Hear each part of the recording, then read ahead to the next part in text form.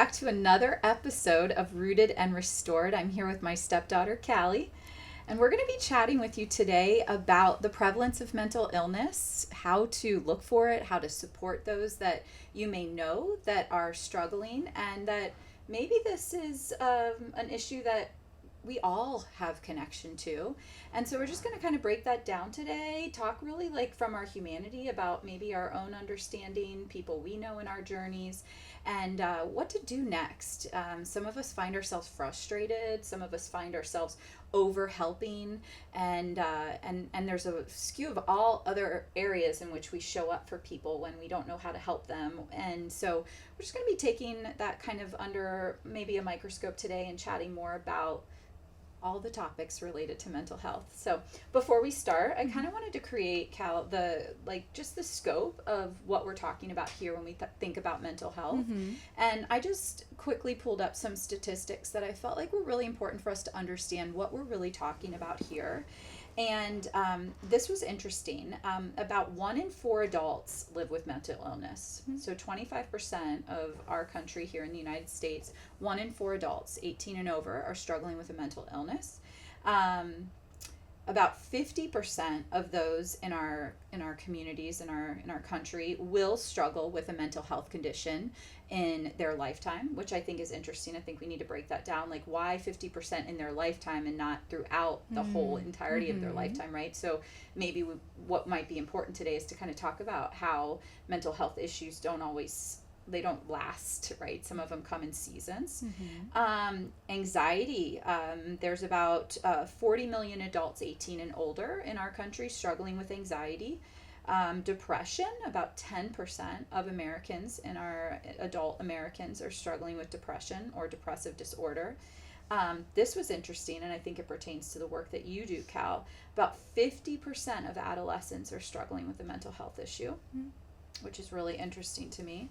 And what I found really interesting regarding suicide, which is something that I feel like is getting a lot more attention, 1 in 5 people, 20%, are struggling with suicidal thoughts. 1 in 14 people self-harm, and 1 in 15 people attempt suicide.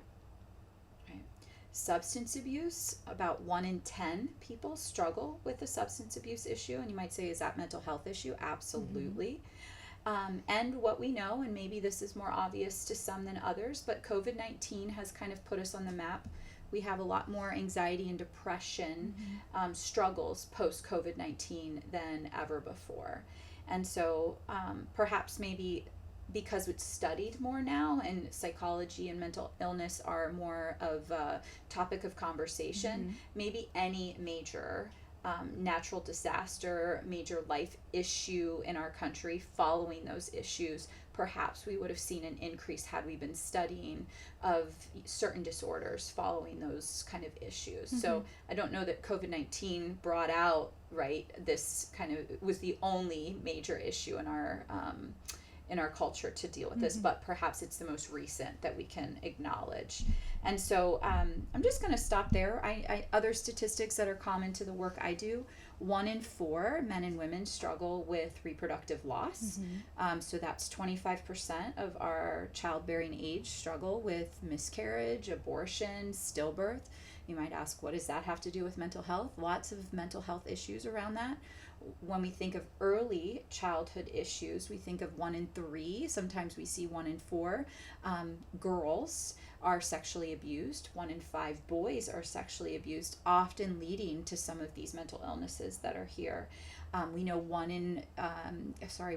50% of all divorces or all marriages are ending in divorce, and then there's an increased rate of re-divorce or recidivism in second marriages and so on. So there's all sorts of statistics really contributing to our conversation today that kind of just maybe offer some credibility to why this topic is so important to navigate, because if we're not looking for it, if we're not talking about it, how do we know it's around us? But the statistics are telling us it is, right? If we're in a family of 6 and we saw 1 in 4, at least one person in the family is struggling with some sort of mental illness based on what these statistics are telling us, or will be connected to this. So just kind of really wanting to build the foundation for the conversation today that might actually lead you to supporting somebody you care about, to supporting yourself, or perhaps somebody that you work with or that you will come in contact with. Knowledge is power. Mm-hmm. And I think knowing, right, that while all those numbers are really big, right, also knowing that there's a level of like underreporting, right, because not everybody shares that they're struggling with suicidal ideation or depression or anxiety. So knowing that those numbers are probably even bigger than what we're seeing too. Yeah, yeah. And we've talked about this in previous podcasts, but even the underreporting piece, even just how we see mental health, right, offers us a perspective on what we're willing to accept as mental health and what's not. Some people are like, get up, get ready, don't deal, like, push that aside, go to work, you got to pay your bills. And then there's other people who are like, just take all your sick days, you know. And so finding these two really extreme perspectives, and we always want to share, like, we're about moderation. We're about, let's really look at what's going on, let's look at the whole picture. And not everything is a mental health issue, but there are mental health issues too. So we're not ignorant to the fact that, like, it's not, you're not feeling bad for no reason a lot of times. And so finding the marriage of the two perspectives is important. Yeah, and neither of those perspectives are sustainable for long periods of time, right? You're eventually going to get burnt out, or you're going to get to a point of doing nothing for so long that you don't know how to dig yourself out of that hole. Yeah, so perhaps maybe let's just make this real for us today. I know that a lot of you are sharing with me that you're really enjoying the conversations that you and I are having. I'm really grateful to hear all the feedback that we're getting. And so it's encouraging for us to just keep having deeper conversations, keep having real, like, human conversations. And so I think, Allie, you know, you're out of college more recently than me, and you know, you were exposed to a lot of things while you were in college. Could you maybe name some of those experiences that might have shaped some of your understanding regarding mental health, maybe personally or with friends or sorority sisters or family members? I guess, like, one thing that really sticks out was in college. I feel like I didn't understand how much people struggled with body image issues or anorexia. And so I had roommates, I had friends in my sorority, or just friends or people that I just heard of and realized that it was so much bigger of an issue than I had realized, just because I hadn't really come across it in high school. And I think in school you learn a lot about it, or it's talked a lot about through, like, social media. So that was just something that was interesting to walk through and observe, like, my friends struggling with that. Yeah, and how did that show up? Just so, like, people listening, like, what are the indicators of some of the issues you noticed in college? I think that, you know, some people, right, wouldn't eat certain things, or they'd pull back from things. I know some friends, like, were on medication that kind of, like, hindered their, like, need to eat. So then they developed an, like, unhealthy way around food and their routine with food, or their perception of food, the structure with that. And then I think people just comparing each other a lot, not feeling comfortable in their own skin or what they were wearing. Sometimes I think it hindered people from, like, going out and doing things. Like, I remember, like, for, like, bid day for one of our sorority things, it was like a big pool party, which is super cool. But then going through and knowing that a lot of those women through in there were struggling with body image and those things. So also knowing that that hinders them to some extent too. Yeah, and what do you think, you know, we don't hear about that in the statistics that I read. We heard more about anxiety, depression. Where do you think some of these, extreme thoughts around body, or you know, these disparities in self-esteem and self-worth, where does that come from based on the experiences you've had and the stories you know that underlie some of these experiences that were more obvious? I think self-worth, right? Bullying growing up, you know, how parents show up for kids. Maybe, you know, if a mom's trying to be super supportive to her child, but maybe how some things come across, or the miscommunication between the two. Child can, like, internalize it and run with, like, whatever narrative they're creating. And while we didn't hear about those statistics, right, we still know that it can lead to depression, it can lead to anxiety, it can lead to self-harm from that situation. Yeah, and so we talk about this a lot also in our podcast, that, right, the symptoms, body image issues, maybe an eating disorder, differing, you know, perspectives on self-worth and self-esteem, right, are, we believe at Rooted Therapies, that underneath all of that, it's tethered to something much deeper that isn't always as obvious, right? And it manifests itself. And the reason I wanted to go back to the college experience is because, we start to really develop our own identity or seek out our identity like around 14 years old, right? And as we're developing this identity and we go through our high school years, there's still kind of like a covering for some, not all, but it's still kind of like a covering from whatever household experience you're having, parental support, caregiver support that you have. But something changes when you leave the nest, so to speak, and you start to really experience the world. Talk to me about like why that might be, just from your perspective, so close to it, why that might be a place that some of these things start to show themselves. Well, I mean, everyone's household looks different growing up, but to some extent, like, nobody's telling you have to go to class, right? Nobody's telling you have to make your bed, or you have to eat X, Y, and Z, or you have to go to the grocery store. Like, you have to do your laundry. Like, all your responsibilities essentially are put on you, right? And everybody in college or at that age has different realms of what that looks like. But for the most part, if you were out of your parents' home or your caregiver's home, right, you're in a different season of life. So you really dictate what that looks like. So I think you can really explore what life looks like on your own terms. And I think, you either can thrive throughout it or you can really struggle. And, there's a lot of ebb and flows and highs and lows because you're learning how to do things on your own for the first time. Or, if your parents are 5 hours, 6 hours, 3 states away and you have a problem with your car or different nuances like that. Or a professor, if your parents have kind of held your hand throughout high school and really like led you to solve those situations like with them, and now you're on your own. Like, those are all a lot of different learning opportunities to face on your own. Yeah.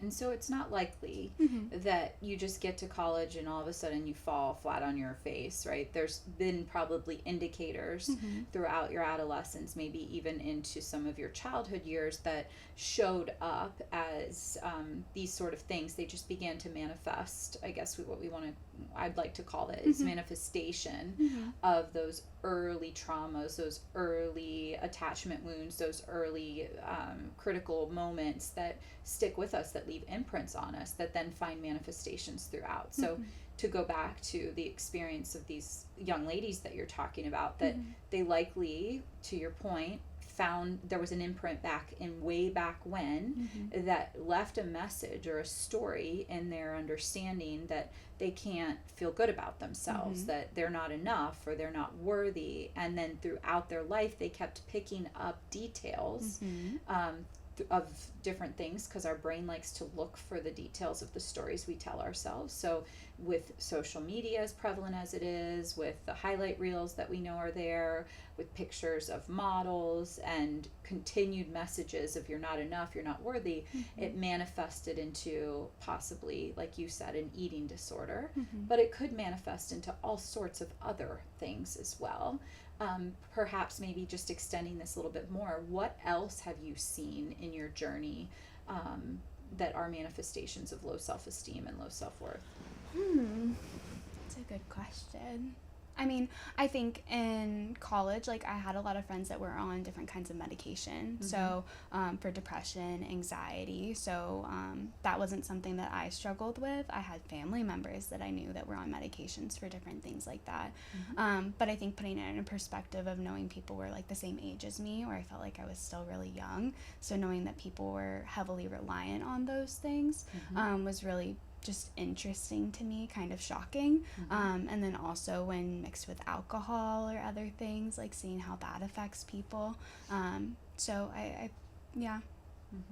And it makes a difference, because we say a lot, and in the book that I wrote, Unraveled Roots, we talk about the fact that like a 15-year-old girl doesn't wake up one day and say, I can't wait to be abusing marijuana or abusing I don't know, opiates. We don't wake up and say, I can't wait to be this. We start with this gradual process of perhaps that low self-esteem, that low self-worth, that then develops and manifests into these more extreme behaviors, trying to cope with the stories we've been believing, right? So somebody might challenge us right now and say, but like, depression's a real thing, and anxiety's a real thing, and suicide's a real thing. Break that down. Is it a real thing? 100%. But I think every case scenario is different. And I think, like we're talking about, wanting to get to the root of things, right? Until you really get to the root of why you're suffering with your depression or your anxiety, right? How do we know how extreme it is to the point of needing medication or not, right? Because medication does help, but sometimes it is a band-aid fix, right? If we still have all this junk or all this trauma underneath that nobody's addressing, right? That anxiety medication is going to help, right, in those situations where you're having really high anxiety. But have you really ever stopped and paused and thought, like, why do I get anxious when I get on the school bus, right? What's happened to me that's making this school bus really scary to me, right? Were you bullied at one point on a school bus? So now every time you get on a school bus, like, you just have that fear inside of you. And some people never explore that or even question it. They're just like, I have anxiety, so I know I have to go to the doctor, get medication, it feels better, and then after a few years, oh, I need to up my dose. And we don't think anything else of it. Absolutely. And interesting that you go all the way back to a school bus, because the picture in my mind is of the 5-year-old little boy jumping on the school bus, and of course that seems a little bit more manageable. Maybe his behavior is has outbursts, but there's things that we can do as adults to manage that. Does it get out of control? Yes. To those parents that are listening, or those caregivers listening that have children with very extreme behavior, I don't want to minimize that. However, there is a level of connection that we can have at that point in a 5-year-old's life without 30 or 40 years of lived experience. So I love that you started there, because untreated, what was manageable at 5 years old becomes a 45-year-old man who now likely has 40 years or more of lived experience trying to cope negatively with the life experience of maybe what started as bullying or early childhood trauma, physical abuse, emotional abuse, neglect, whatever that might have been, that then over the years that story, almost like a tumbleweed, collects, and what went from a little seed of maybe self-doubt, insecurity, fear, has now turned into this massive ball of dirt and trash and all sorts of things, and left to that little boy's own defenses over 40 years has now turned into full-blown alcoholism, maybe financial issues, nervous system issues. Now he's going through loss of testosterone and going through all these biological changes. Maybe he's had multiple relationships, and now we're looking at a much different picture, which is maybe what our listeners could resonate more with, is like, okay, my brother, my uncle, my father, my mom, my sister, my nephew, name the person, has now got so many issues that when Thanksgiving comes around, when they come home at night, all I do is tiptoe around them because their issues are so massive. What would you say to that, Cal? It's like a time bomb, like, just, you're like walking on eggshells, walking around them. And I think it's finding the happy medium that, like, you want to be there to support people, but then at the same time you have to uphold your own boundaries and know that you can't let go of everything or drop everything on your own to go and serve somebody else or help them.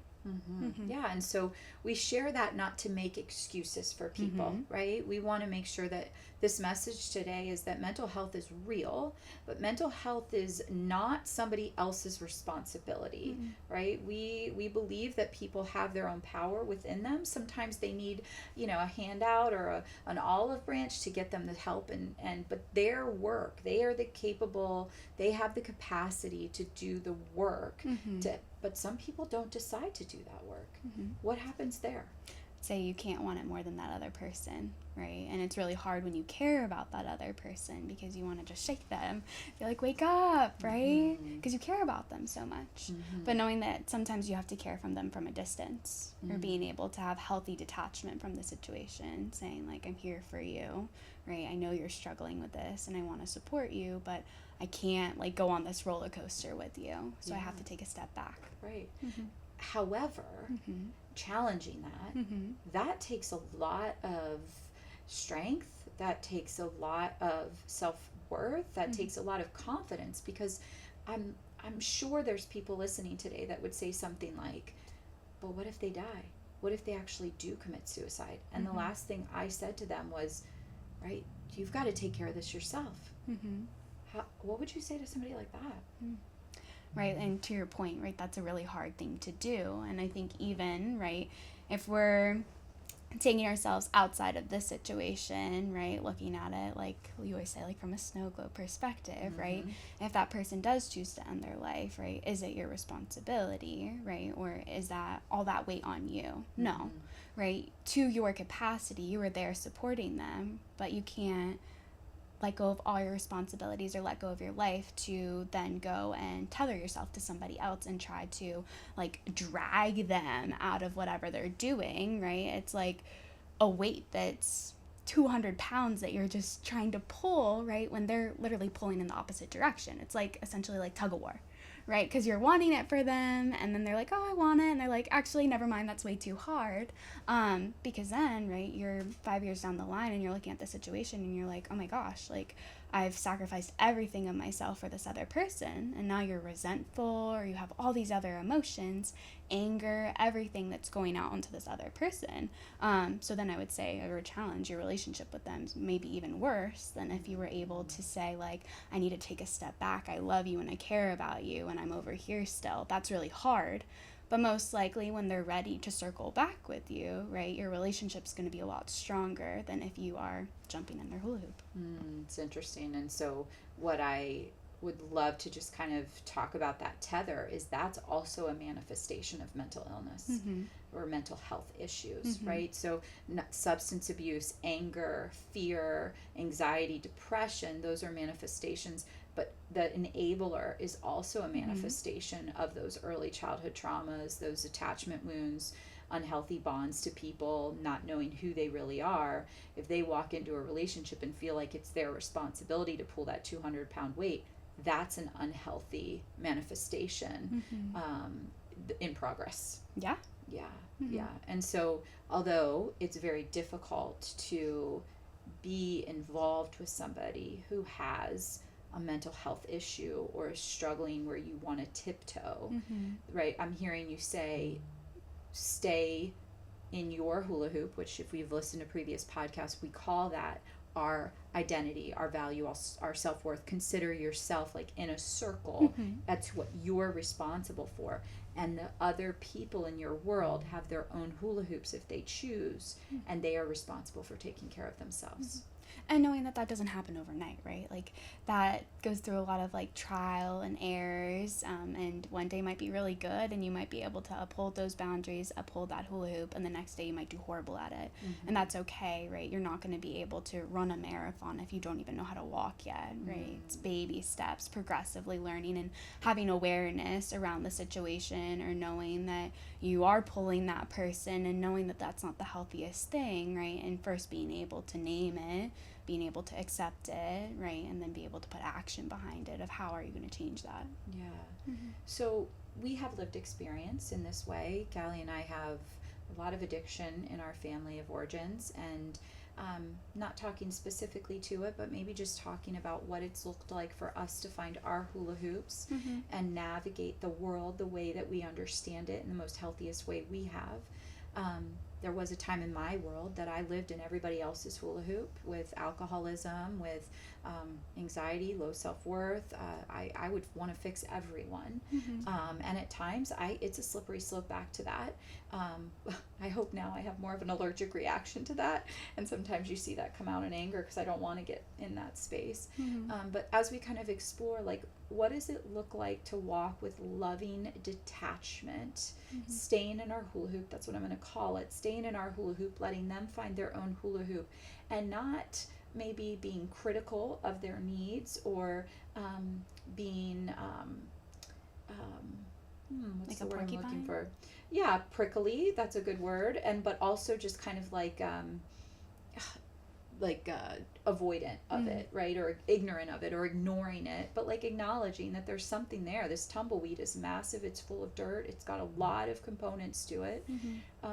Let's talk about what it's looked like to lovingly detach from those people in your world, and I'll do the same as we negotiate like how to walk alongside somebody, but not fall victim to their hula hoop. So I think sometimes naming it first, because if not, I think you're just kind of like walking around something that, you know, like there's a giant elephant in the room but nobody's naming it. So sometimes naming it, like, oh, you're really angry right now, like what's going on, right? And then if they spew out a bunch of stuff, right, like you set the tone or what boundary you have, right, you should probably go talk to your therapist, like that's not my space, right? Or like, I'm here for you to what capacity you can be. And I think it's really looking inward and knowing what are your boundaries, what are you okay with supporting somebody, and what are you not okay with supporting them. And then also like checking yourself and what emotional capacity you can have, because sometimes I've gone into conversations with certain people and then I leave like an emotional mess because I have a lot of empathy for people. So I also have to learn like what boundaries do I have to set. Can I maybe not see this person as frequently as I'm seeing them, or certain things like that? Or can I not have an in-person relationship with this person? Does it only need to be over the phone because it's not healthy in this capacity for me? It's really interesting. So when I hear you say naming it, it almost feels like naming what's going on with the other person, realizing it's not personal. Because I think a lot of times I hear in my sessions with clients, but myself too, it easily can become like, what the heck did I do to deserve this? How dare they talk to me like this? But I hear you saying naming it creates this like depersonalization opportunity, but then it also offers an opportunity to name, what do you want it to look like? Like, are you a mom of a 14-year-old girl who is potentially suicidal, and there's a need for you to stand in some sort of role as the parent in this way, versus somebody who might be 34, and what is your role in that way?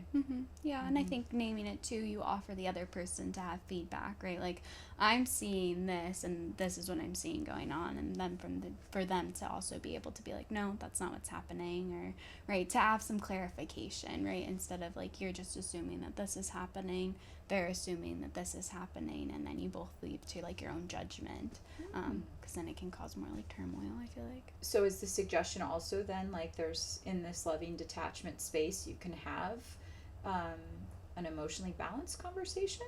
Yeah, but it depends on how the other person shows up, right? Or both people show up, right? Your intention going into the conversation can be for that to happen, but also knowing, right, if you have expectations, right, you might be let down, right? So knowing that maybe your goal for the conversation is to show up that way, but knowing that the other person might not show up that way, especially if they're struggling with their own mental health. Yeah. This is reminding me of a recent conversation I had with a couple that I'm seeing, and the gentleman had lost a friend recently, and he came into session pretty somber, you know, not himself for sure. And his partner was a little bit prickly, to your point. They had just gotten into an argument prior to coming in, and the argument was more about like something very symptom-ish on the surface, but deeper it was connected to the fact that he had been so needy in his grief that she felt isolated. And what might have appeared as depression, or a real like low space he was carrying. This was like not the first time he had lost somebody in the recent past, and so it was very much like a trigger, but there was just a lot going on. And instead of trying to talk about it, we had a real eye-opening experience through the somatic exercise we did, where we used breath work, we used physical touch, and we used the partnership to kind of regulate the nervous system, create safety. And so as you talk about emotionally balanced conversations, I think about, it doesn't always have to be words. It can be a hug. It can be like for this couple, it was a somatic experience. And when the experience was over, they said, wow, I feel so much more relaxed. And they left here, and I caught them hugging in the parking lot. And there was like this renewed safety in their relationship, where they actually could be available for one another. And his depression, I followed up with them, and that depressive state he was in felt a lot lighter, knowing him and his partner weren't in conflict, but also knowing that he had the support of this place. But I also, what maybe wasn't so present to him is that he was more connected to himself, right? Because a lot of times what we hear in depression and anxiety is, it's like, I don't feel like myself. And it's because you don't, right? It's like you're not connected to yourself. Your thoughts are spinning around. The and we know that there could be a chemical imbalance, but there's very much an emotional imbalance, and so and nervous system imbalance, and so there's a lot of things that maybe predicate these conversations that we have that I think is important for us to understand. Mm-hmm. Mm-hmm. And I think, like, for what you just said, like, knowing how cool it is that, like, the somatic healing aspect, like, that's something that you just started, like, incorporating into your sessions, but knowing that it was kind of like a reset for that couple, right? Like, they had all this turmoil going on, and you were just kind of able to hit a reset button, and knowing that it maybe even offered the door or opened the door for some deeper conversations to be had with him feeling more regulated now. Because also, like you said, right, like, when you're suffering with anxiety or depression, you don't feel like yourself. That can also feel really scary.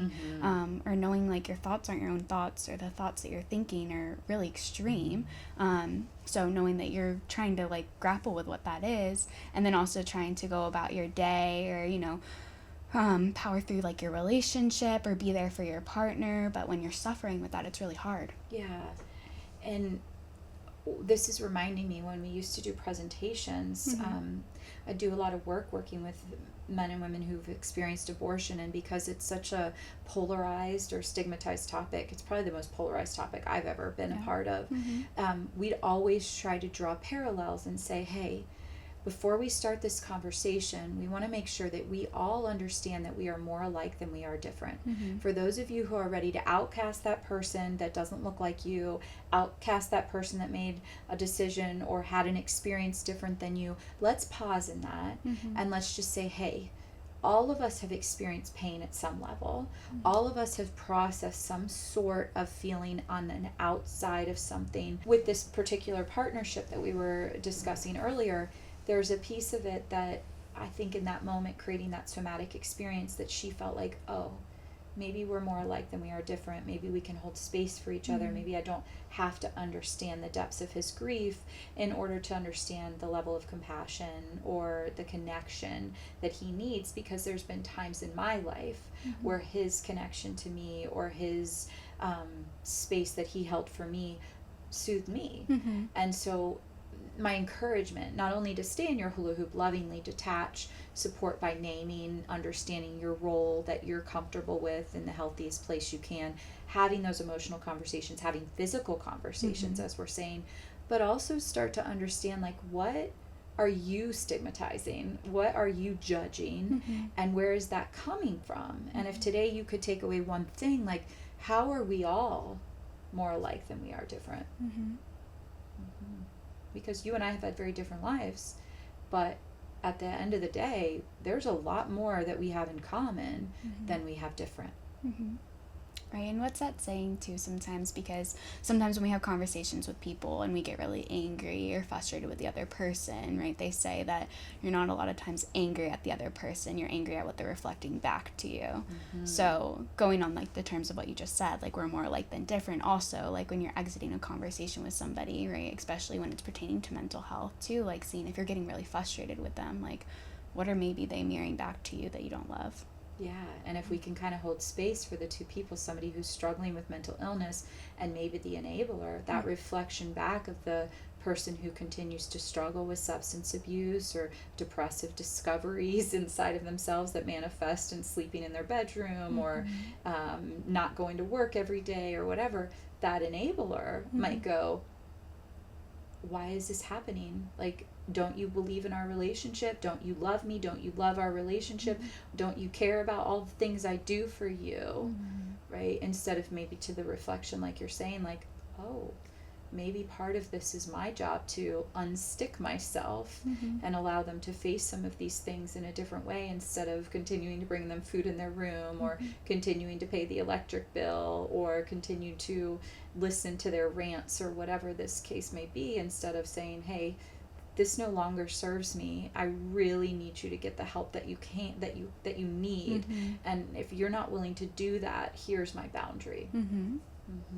Yeah. And then maybe from the other perspective, if you can maybe play that role, like, what does it sound like as somebody who might struggle with substance abuse, mental health issues, struggling with overwhelming grief, for somebody to come to you and say, hey, I'm not willing to keep you in this place anymore. I want you to do something about it. What does that feel like, do you think, for somebody that's struggling there? I think that it realms from like every person's gonna experience it differently, but like that's definitely gonna feel like whoa, like that person just like shot you with an arrow, like that's hard. Or there might be a level where they're like, okay, whatever. They're not ready to like face what that means yet, or maybe they don't even believe your words, because if you keep rescuing them, they're like, oh, they'll act differently tomorrow, it's fine. But there's a level where they're gonna have to sit in those feelings, right? And it's gonna be really hard. And if you're, observing from the outside, like it's gonna be hard to watch them, because they're literally at the bottom of all bottoms, and they have to dig themselves out of this trench that they created. Doesn't mean once you start seeing them, right, like slowly start to get out of it, that you can't be there and help and support them, right? But you have to see them making those initiative steps to make change, because then you're not enabling them, then you're walking alongside them, and you're just helping them and being supportive as a friend, a partner, a family member, whatever that looks like. But knowing that you saying those words are really hard for you to vocalize them, right? And then you're going to see what aftermath it plays out, which I think is even harder, which then can also make you want to revoke what you said, because you're seeing the hurt that you're causing that person. But knowing until they experience that and they realize, like, I have to get myself out of this, because they're the only one that's going to be able to do it. Nobody can rescue them. They can rescue you temporarily, but it's not going to be long term. Right. And so if we kind of wrap this whole picture up, this is a very complicated topic. We know it's very prevalent. There's parts of us, though, that can show up for ourselves and for other people in ways that maybe we are already, or maybe that we need to be, maybe looking at in a different way. But knowing that if we believe people have everything they need inside of them, which is what we believe at Rooted Therapies, I believe solely, Callie, that you have everything you need inside of you. Every client that comes in this room has everything they need inside of them to continue growing. Might they have a chemical imbalance? Might they have trauma? Might they have things that are blocking that? Absolutely. But if they're interested in growing and healing, they're going to have access to every part of that. Is it going to be hard? Yes, because growth takes time, it takes energy, and if this has been something that's stunted in their journey and then covered up with all sorts of other issues, it's going to be hard. But they have it inside of them. And if people like me keep them stuck, we're basically saying, I don't believe in you. You can't do it. You don't have everything you need inside of you to heal. I have what you need. And so you need to follow my rules. And you keep people stuck in these patterns of behavior instead of actually saying, like, I believe in you. What do you need today? And if you don't know what you need, I have an idea. There's a hospital down the road. There's a doctor down here. There's therapy. There's conversations to be had. But I'm no longer going to say I don't believe in you. So changing the perspective if you are an enabler, right? Like you have this own narrative of what you're doing and how it's serving the other person. But if we look at what perspective you just gave, just being able to change the narrative. Because we're more alike than we are different. And at some level, we all can understand and appreciate different things that we've walked through. Right? And so by no means is this saying that mental health isn't significant. Clearly it is. Oftentimes it's a manifestation of early trauma, unregulated nervous systems, attachment wounds, core imprints in our world that left to the 5-year-old undiagnosed, unconnected, untreated can turn into a lot bigger of issues. And until, right, we're willing to sit with those massive issues, it looks like a whole bunch of confusion. And it appears that way too. Yeah. So what would you want somebody to know that's listening today if they're walking alongside somebody that is struggling with a mental health issue? I think that you're not alone. Like a lot of people are walking the same journey that you are, and it's really hard. And it's not easy, but knowing that it's just one step at a time, and knowing that whatever small effort you put in is going to make a big difference in the long term. So just knowing it's small steps every day. Yeah, and if you're listening and you struggle with an area, right, that we've talked about today, or something that we haven't talked about, knowing that there's help, right, knowing that you are also not alone, and that there are resources for you, and that it is inside of you to be a magnificent, powerful, strong human, and that this doesn't have to hold you down anymore. There are resources, and we're here to help here at Rooted. awesome conversation today. Mm-hmm. I want to give our listeners maybe like a homework assignment. Oh, okay. Something different today. I want you to just pay attention in your world this week, maybe in the coming days.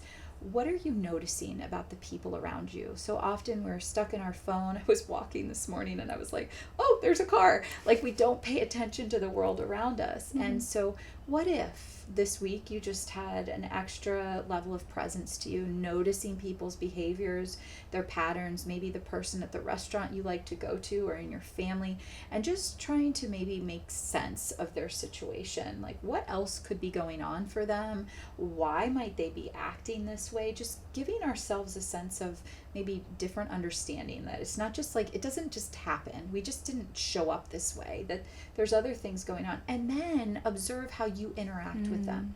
Do you stare? Do you avoid? Do you try to overhelp? Like, what is your role as you navigate a new understanding of that human? Just as we start to grow an understanding of, like, who are we in this conversation? And maybe you're somebody who has really established a very healthy space, and perhaps that's something that you want to celebrate as you've navigated some difficult territory and found your own way of managing yourself, naming the situation, but naming your role in the situation. That could be really cool and powerful too. Thanks for listening. We'll see you next time.